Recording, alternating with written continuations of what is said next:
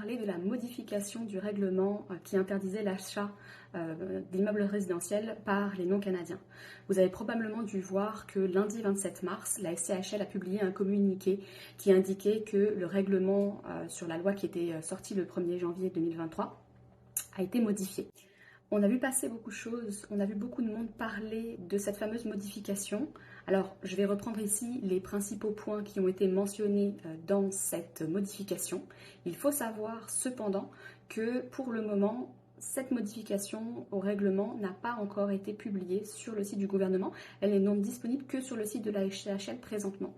Donc j'attends encore des confirmations de la part du gouvernement, de la part de la SCHL et de certains avocats pour savoir comment est-ce qu'on va pouvoir interpréter ces textes-là et à quel point est-ce qu'ils sont finalement officiels. Donc je rappelle les principaux points de la modification du règlement. La première et la plus importante selon moi, les personnes qui seront titulaires d'un permis de travail valide pendant 183 jours après la date d'achat pourront être exemptées.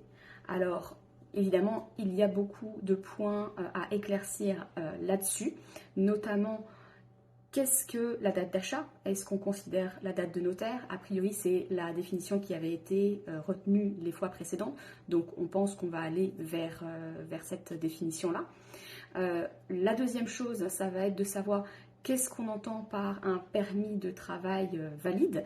Est-ce que les permis d'études qui peuvent être assortis d'une autorisation de travailler seront considérés dans les permis de travail? Aujourd'hui, actuellement, sur le site du gouvernement et sur le site de la SCHL, on a encore le distinguo entre le permis de travail et le permis d'études.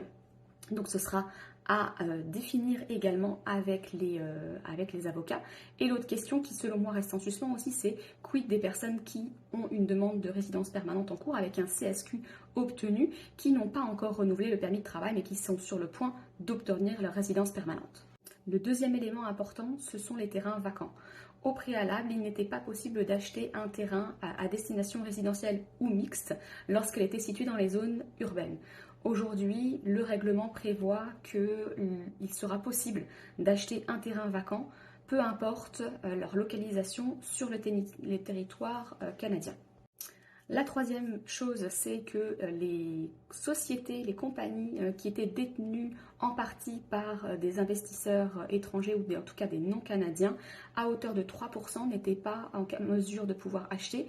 Aujourd'hui, ce chiffre a été révisé à la hausse à 10% de détention pour permettre donc aux compagnies qui ont jusqu'à concurrence de 10% de parts détenues par des non-canadiens de pouvoir acheter. Et le dernier élément, c'est le fait que dorénavant, on pourra acheter des résidences, donc des immeubles résidentiels pour faire des aménagements ou pour faire du développement. Présentement, dans le règlement, je n'ai pas trouvé de définition à ces termes-là, aménagement et règlement. Donc, ça vaudra la peine de vérifier ce qu'il en est à ce niveau-là et quelles sont les définitions exactes qu'on entend par aménagement et développement. Voilà, donc encore beaucoup de questions en suspens. N'hésitez pas à me poser des questions en privé si jamais vous en avez ou même en commentaire. En attendant, on travaille fort avec les différents interlocuteurs, avocats et notaires pour vous fournir un webinaire un petit peu plus poussé et un petit peu plus précis dès lors que nous aurons des définitions et des informations un peu plus précises à vous partager à ce sujet. Merci, à bientôt.